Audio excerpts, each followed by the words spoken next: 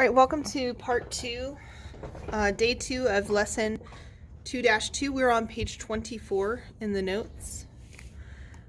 Okay, so we have we left off with these square roots, but it says the process of finding roots can be expanded to cube roots. Finding the cube root of a number or an expression is the inverse operation of cubing that number or expression.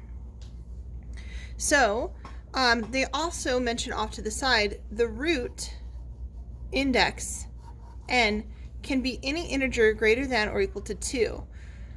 A cube root has n equals 3. The cube root of 8 is 2 because 2 times 2 times 2 equals 8. So back to this sentence over here, they were saying that they're inverses of each other. So for example, if you had something like 2 cubed, the inverse of cubing is cube rooting, and so the cube root and the cube would cancel and you'd have a 2. So we should list out some of our perfect cubes because we're going to need to be able to recognize them. So the first one would be 0, of course, and then 1 cubed is 1, 2 cubed is 8, 3 cubed is 27, 4 cubed is 64, 5 cubed is 125, 6 cubed is 216, and 7 cubed, I'm going to double check that one, I believe it's 343, but I'm going to check it. 7 cubed is, yes, 343. And you really need to be able to recognize at least through 7 cubed. All right, so they say that the cube root of 125 is 5 because 5 cubed, right, is 125. So under the cube root, you have a cube and they cancel out to 5. The same thing happens here. The cube root of y to the third is y. Again, cubes and cube roots are inverses of one another. And so they will cancel out and you'll just be left with y. All right, to simplify cube roots in which the radicand is not a perfect cube, you follow the same two-step process that you did for square roots. Write the radicand as a product of numbers, one of which is a perfect cube, and then find the cube root of the perfect cube. So that's exactly what they've done here. I'm going to repeat this off to the side. So they rewrote 16 as 8 and 2. So the cube root of 8 is 2. The cube root of 2 cannot be evaluated, so it stays as cube root 2. Also, if you want to see this using inverse operations, you could rewrite this 8 as 2 to the third power, and then the cube and the cube root would cancel out, and so you'd be left with just the 2, and that's where that 2 came from. So the next one, we have 3, and then 128, cube root 128. So I'm going to do that on a separate sheet of paper. So this is example B. Letter B. 3 cube root 128 equals. All right, so I look over at my perfect cubes and I'm trying to find a perfect cube which I think would be 64. In fact, 2 times 64 is 128. So then we can take the cube root of 64. The cube root of 64, you could rewrite it as 4 cubed, and then the cube root of 2.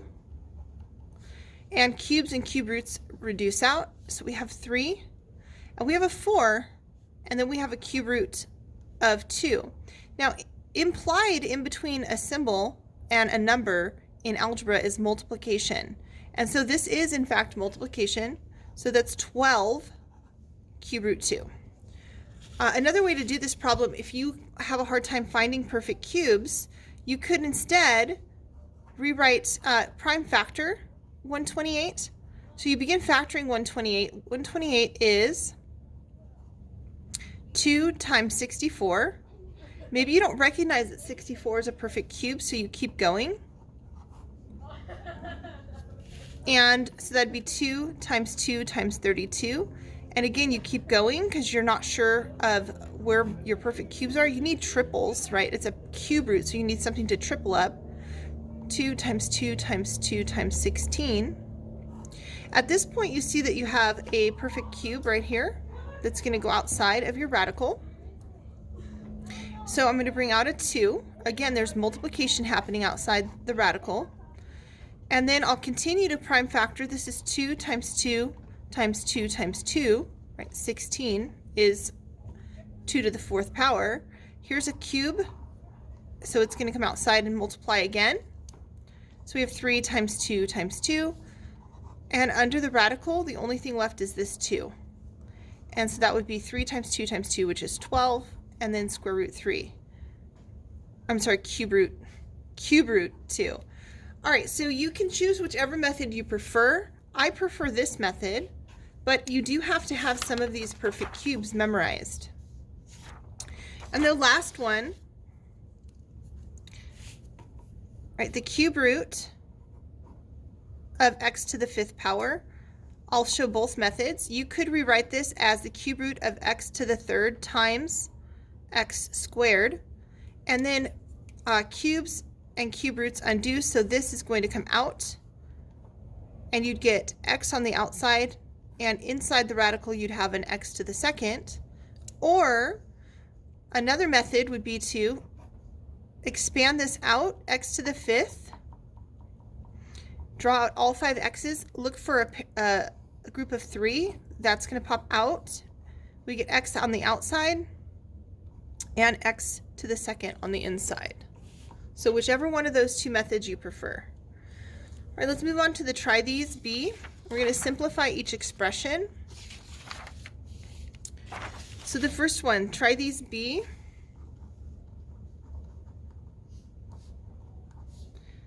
is the cube root of 24. So at this point, you should pause the video and try to work through this and see if you get the same answer that I do. So the cube root of 24, I'm looking for a perfect cube. The only perfect cube that could be in 24 is 8. So I'm going to rewrite this as the cube root of 8 times the cube root of 3. Because 3 times 8 is still 24. The cube root of 8 is 2, and the cube root of 3 cannot be evaluated. So this would be 2 cube root 3. All right, looking at the next one, 54z to the 3rd. The cube root of 54z to the 3rd. The only perfect cube that I see that would go into 54 would be 27. So I'm going to rewrite this as the cube root of 27, and then the cube root of 2, because 2 times 27 is 54. And then I have a cube root of z cubed. The cube root of 27 is 3. That's 3 cubed. So this is 3. The cube root of z to the 3rd, right? The z's, the 3rd power cancels with the cube root, and you're left with z. And the cube root of 2 cannot be evaluated. So this one should be 3z cube root 2.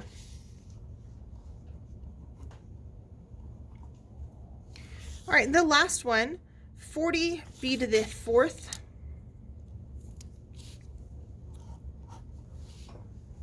So the cube root of 40b to the 4th. So the only cube root that I know of that will go into 40 would be 8. So I'll rewrite this as the cube root of 8 times the cube root of 5. And then for b to the 4th, you can do this either way. You can either expand them out and look for a group of 3, or you could write this as the cube root of b to the third times b to the first. Either one, they're both equivalent. All right, so I know that I'm going to get a b outside the radical, right? Or same thing here, these two would cancel. And here I get 2, so the cube root of 8 is 2. The b is going to pop out of the radical. Under the radical, we'll have a 5. So cube root 5, and this b will be left, that b. So that should be 2b, and then cube root 5b. 2b cube root 5b. All right, moving on to the next section. We're on page 25. It says, check your understanding. A kite has a base with dimensions 2 feet by 3 feet. What is the length of one crossbar that will be needed to stabilize the kite? All right, so we're going to use the Pythagorean theorem again. This is 2 by 3, so 2 squared plus 3 squared equals c squared. 2 squared is 4, 3 squared is 9, that would be 13. So the square root of 13 is the length that we would need. All right, and then we just have some simplifying radicals. So I'm going to do that on a separate sheet of paper again.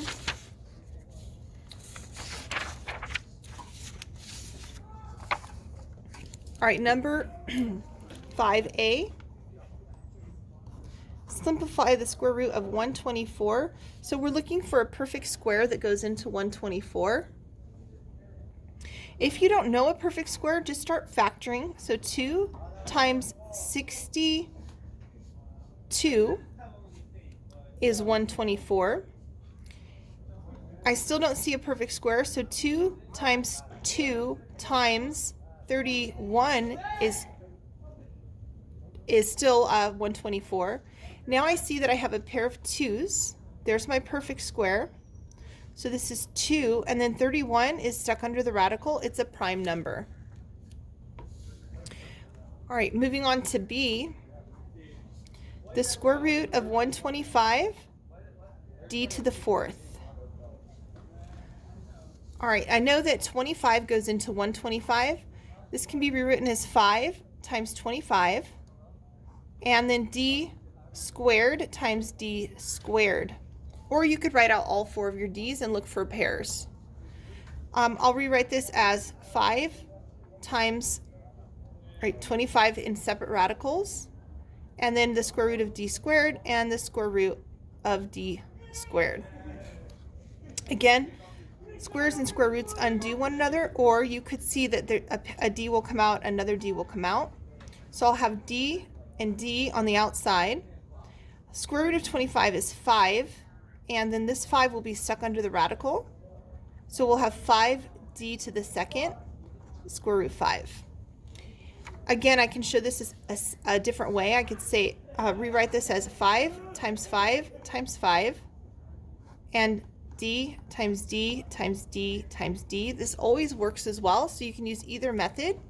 And then take out pairs. So a 5 will come out, a d will come out, and another d will come out. And under the radical, we'll have a 5 left. And then we would rewrite that as 5d to the second, square root 5. All right, C is the cube root of 250. So I'm looking for a perfect cube. Again, I'll look back at my chart to see if I see any, and I do. 125 will go into 250. So I'm going to rewrite this as the cube root of 125 times 2. And the cube root of 125 times the cube root of 2 can be split apart. The cube root of 125 is 5. This is 5 to the third power. And the cube root of 2 cannot be evaluated. And our last one, D, cube root 81 m to the 7th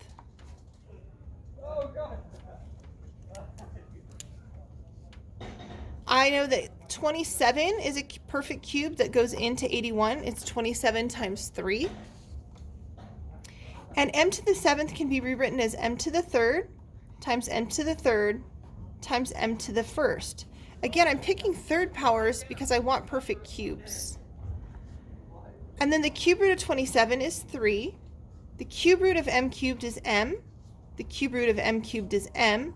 And stuck under your radical will be 3m. So this is 3m squared, and then cube root 3m. Also, you can expand this out if you prefer. You can write out all of your m's and look for groups of 3. I have one group of 3, two groups of 3, so 2 m's will come out. All right, I'm going to pause the video here. I'll see you in just a minute.